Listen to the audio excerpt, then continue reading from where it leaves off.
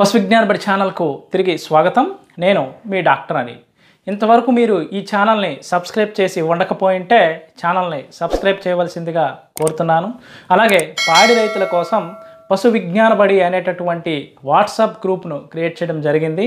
ఎవరికైనా ఆ గ్రూప్లో జాయిన్ అవ్వాలనుకుంటే ఈ వీడియో యొక్క డిస్క్రిప్షన్లో నేను ఆ వాట్సాప్ గ్రూపు లింకు ఇవ్వడం జరిగింది. సో లింక్ ద్వారా మీరు ఆ గ్రూప్లో జాయిన్ అవ్వచ్చు.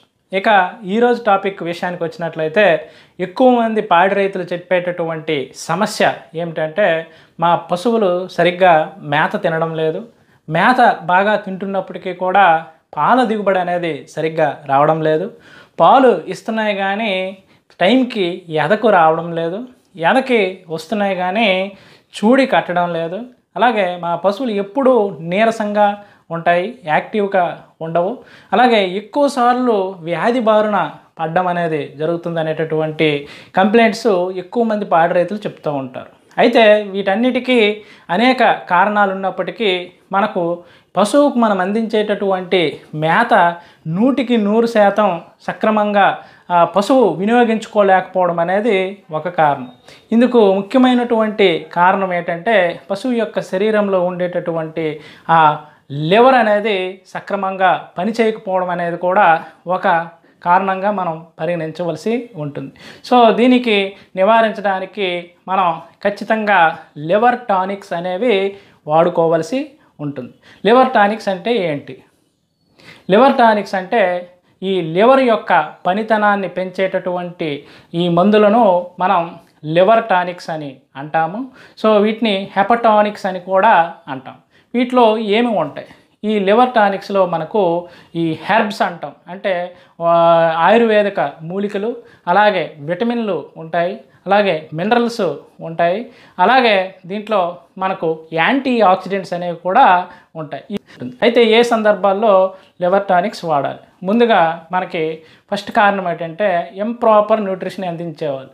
మనకు పశువుకి మేత అందించేటప్పుడు బ్యాలెన్స్డ్ దానా మనం ఇవ్వాలి. పశువుకు ఎంత పచ్చగడ్డి, ఎంత ఎండుగడ్డి, ఎంత దానా ఇవ్వాలనేది ప్రతి పశువు యొక్క పాల దిగుబడి బట్టి ఉంటుంది. కానీ మనం ఏం చేస్తాం, మనకి ఇష్టం వచ్చినట్టుగా మనం మేతను అందిస్తాం. ఒకరు ఒట్టి ఎనర్జీ సోర్సెస్ ఇస్తారు, అంటే ఒట్టి ధాన్యపు జాతీయ గింజలను అందిస్తారు. కొంతమంది ఒట్టి ప్రోటీన్సే మరి ఇష్టం వచ్చినట్టుగా ఇంబ్యాలెన్స్డ్ మేత అనేది అందిస్తుంటారు.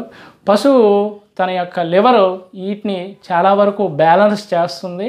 సో ఒక స్టేజ్లో అది బ్యాలెన్స్ చేయలేనప్పుడు మనకి లివర్ కూడా చేతులు ఎత్తేస్తుంది. సో అలాంటి పరిస్థితుల్లో మనం పెట్టినటువంటి మేత పశువుకు సక్రమంగా వినియోగం అవ్వదు. అలాంటి సందర్భాల్లో మనం లివర్ టానిక్స్ ఖచ్చితంగా వాడుకోవాల్సి ఉంటుంది. ఇక రెండవది ముఖ్యమైనదండి, ఇది ఎన్విరాన్మెంటల్ స్ట్రెస్.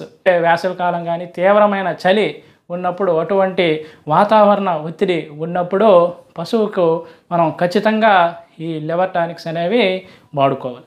నెక్స్ట్ మైకోటాక్సిన్స్ అంటాం, అంటే ఈ బూజు పట్టినటువంటి మేత పదార్థాలు మనం అందించినప్పుడు పశువు యొక్క లివర్ ఆ ఒత్తిడిని తీసుకోవడం అనేది చేస్తుంది. కొంతవరకు అది ఆ టాక్సిన్స్ని డీటాక్సిఫికేషన్ చేస్తుంది. దానివల్ల దాని యొక్క ఎఫిషియన్సీ అనేది కొంత తగ్గడం అవుతుంది. సో మైకోటాక్సిన్స్ ఉన్నటువంటి మేత, బూజు పట్టినటువంటి, అది బయటికి మనకు తెలియదు కానీ చాలా తక్కువ లెవెల్లో కూడా బూజు అనేది ఉండడం వల్ల మనకు అటువంటి పరిస్థితిలో కూడా లివర్ ఫంక్షన్ తగ్గిపోతుంది. అప్పుడు మనం ఈ లివర్ టానిక్స్ అనేది ఖచ్చితంగా వాడుకోవాల్సి ఉంటుంది.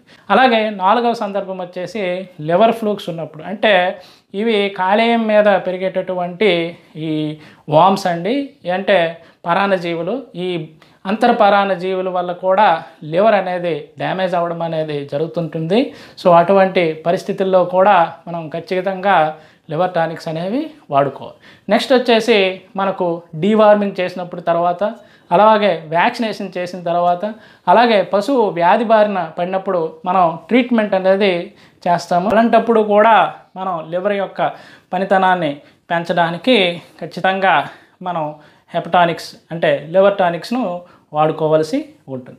సో మనకి మార్కెట్లో మంచి క్వాలిటీ లివర్ టానిక్స్ అనేవి అందుబాటులో ఉన్నాయి. సో మీకు నచ్చినటువంటి మంచి కంపెనీ లివర్ టానిక్ని డాక్టర్ గారి సలహా మేరకు, అవసరం మేరకు వాటిని ఖచ్చితంగా ఈ సందర్భాల్లో మనం వాడుకున్నట్లయితే మీ పశువుల యొక్క ఆకలి పెరుగుతుంది, మేత తింటాయి, పాల దిగుబడి బాగా ఇస్తాయి, అలాగే ఎదకి వస్తాయి, అలాగే చూడి కట్టడం కూడా జరుగుతుంది.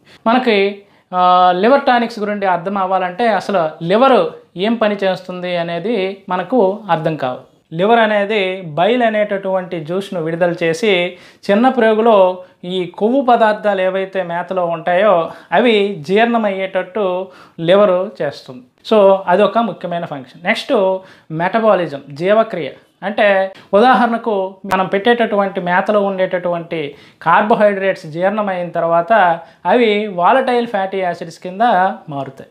ఈ వాలటైల్ ఫ్యాటీ యాసిడ్స్ అనేవి చిన్న ప్రేగు నుండి రక్తం ద్వారా లివర్ దగ్గరికి చేరితే లివరు ఈ వాలటైల్ ఫ్యాటీ యాసిడ్స్ని గ్లూకోజ్ కింద మారుస్తుంది.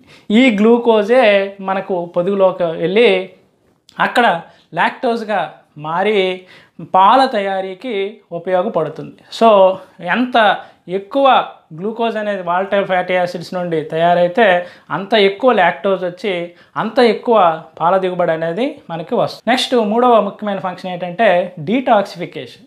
మన శరీరంలో జీవక్రియ ద్వారా చాలా విషపూరితమైనటువంటి సబ్స్టెన్సెస్ ఉత్పత్తి అవుతాయి. ఈ లివర్ అనేది వాటిని మార్చి అవి విషపూరితం కాకుండా ఉండేటట్టు చేయడం అనేది చేస్తుంది. దీన్నే డీటాక్సిఫికేషన్ అంటారు. ఇది అవ్వకపోతే పశువు చనిపోయేటటువంటి ప్రమాదం ఉంటుంది.